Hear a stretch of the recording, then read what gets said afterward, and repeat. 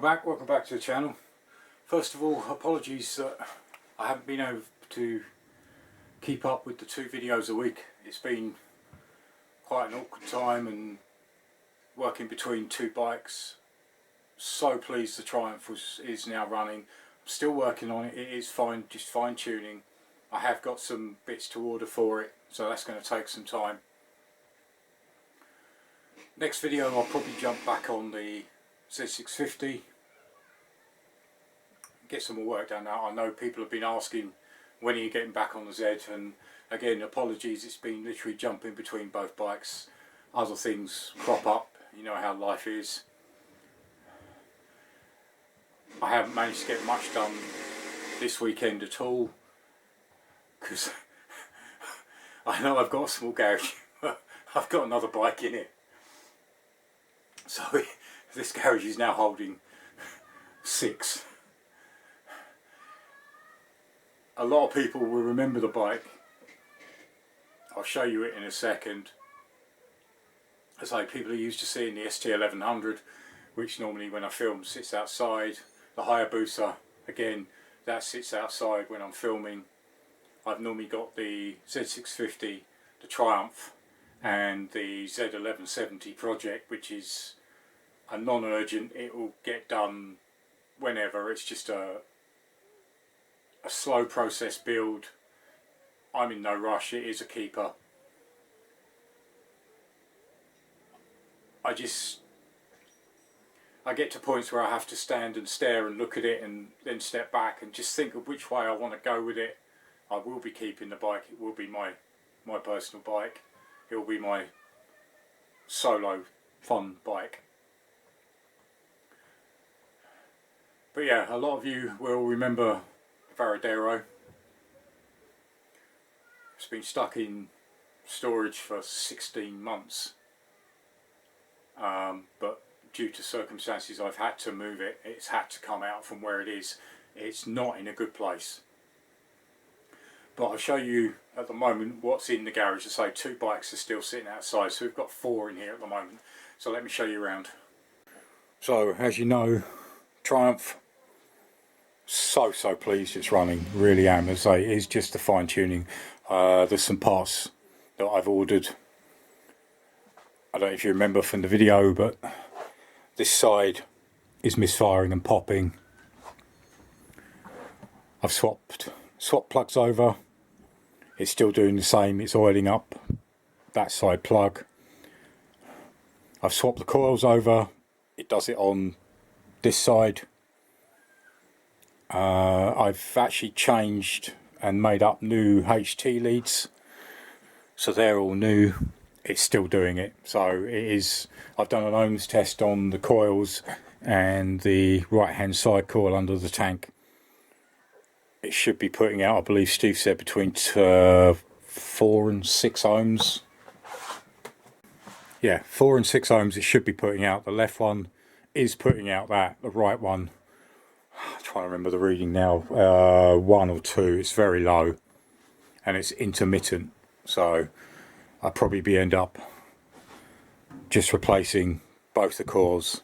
As I say, they sit underneath the tank.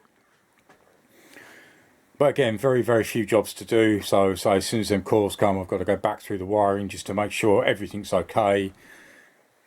I've got the clutch cable to do. I'm going to have to replace the choke cable as well. It's too tight. I believe there's another one sitting in the box. Z650. I was waiting for a new starter, well, a second-hand starter motor. I decided to go that way. So that has arrived now. So next episode we can get that fitted. I've replaced the starter relay. I did get a new battery for it and it did exactly the same, which puts me into starter motor. So we'll see how that goes. That'll be next episode. Apologies, it's a bit dark down here. My tubes, fluorescent tubes, decided to, well, I replaced the tube and it's still not working. So Z1170, again, no rush, just a mock up, empty cases. But say that will come back every so often.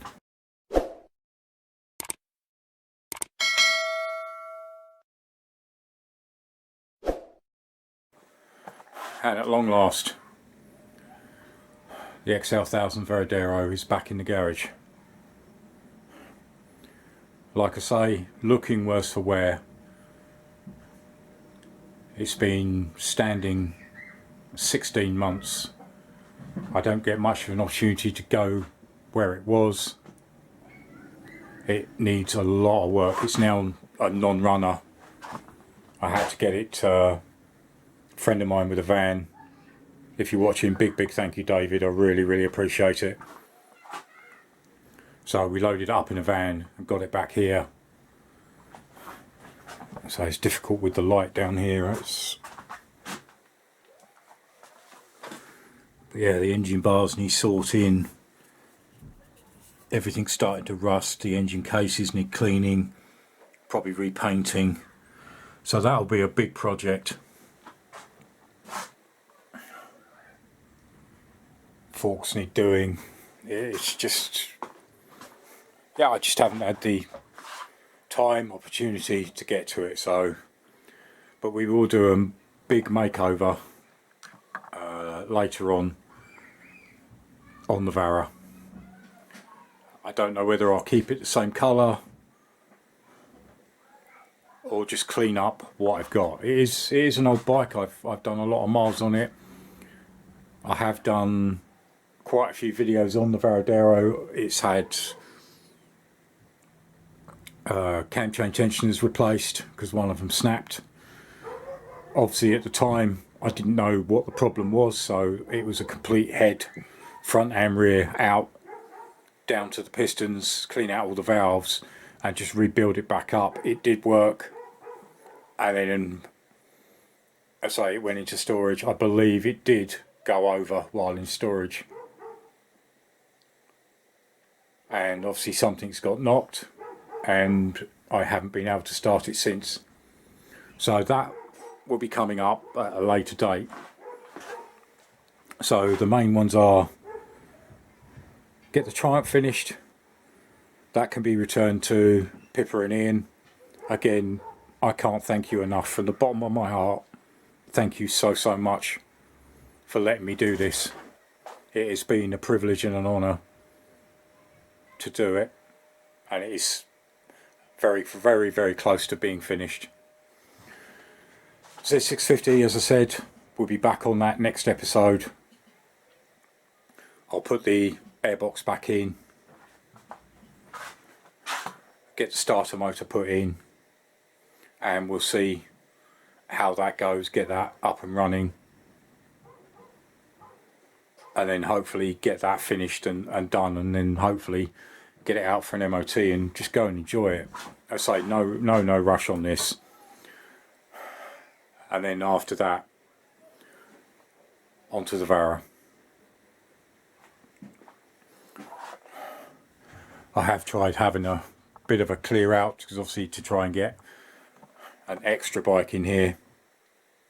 So literally there'll be one that will sit here, and Z hopefully will fit there, and then the ST can sit in the middle. But yeah, it's been pretty busy time. As I say, there's been stuff where I haven't filmed on the Triumph. It is just tuning, adjusting, not the most exciting jobs. But as I say, I will bring it back when I'm nearly at the point. All the cases have got to be cleaned again, and then it will be a final check over front to back, nuts, bolts, just make sure everything is fine. I've made lists of what needs to be doing. The front brake needs adjusting again, recheck tyre pressures, fork gauges I've got to get clamps for, clutch cable, replace the choke cable, sort the coils. I did have it running yesterday. I've done a lot more work on the carb. It is nearly there, but as I say, with the intermittent firing on the faulty coil, it's not helping the situation. Chain needs adjusting, rear brake needs adjusting, and other than that, it's basically there. But so yeah, lots coming up. I've got my work cut out for me with 6 bikes. But like I said, apologies that the videos haven't been as frequent as they used to be. I hopefully will get back into it. I am starting to, I've done one that's been released so far, YouTube Shorts. Just little sort of, I'm going to use them basically as promotion, teasers, previews, funnies, all bike related. Just little clippets here and there. I'll drop them in every so often. As I say, I'm a growing channel. I am still quite small, 6,500 subs, but it is growing. It's been a fantastic journey so far. I never expected to even get where I am now. The amount of support I've got from everybody is phenomenal. Facebook, Twitter, Patreon. It's absolutely amazing. I can't describe, you know, what it means for the support. All I can say is thank you so much for everything everybody's done. The comments, they really help me. You know, it's nice that I'm getting comments now with, oh, I wish I had your skills. That's the idea of the channel. It's to have a go, to learn, to try. I've made mistakes. You're gonna make mistakes, but if you don't try, you'll never know. And that's what I told the gentleman. Just pick up an old project, an old engine, just have a go, just try taking it apart. If it takes you 6 months to put it back together, it doesn't matter. If you've learned something, that's how I've learned. You know, I never expected I'd be able to work on a Triumph, and it's been difficult, but I've learned. But yeah, don't be frightened to have a go. You know, keep following the channel, keep liking, keep subscribing. You know, it does mean a lot, and the channel will grow even bigger than it's grown already. And hopefully we can spread the message around to, you know, try tinkering in your garage. You know, I started off with very cheap tools because that's all I could afford. You buy what you can afford. And then over the years, yes, I've upgraded, and I tend to hoard the stuff I already have. That's why my toolbox is huge. But it's a slow process. It doesn't happen overnight. You know, I'd love to be able to go out and afford snap-on tools, but they're not in my range. So I buy what I can afford, the best I can afford. You know, the best I can get for the money I can afford, really. Yes, I bought cheap tools and they've snapped. You learn by your mistakes. But as I say, any comments in the comments box below, I appreciate all your feedback. It really means a lot. It so much. Sometimes I get lost for words on how much it does mean. You know, the appreciation I get is phenomenal. There are links to other videos at the end of the video, and as always, I'll be back as soon as I can. We'll be back on, hopefully, the Z, get an episode of that done, and then we can move forward. So, thanks for watching. Join me again next time. Cheers. Bye.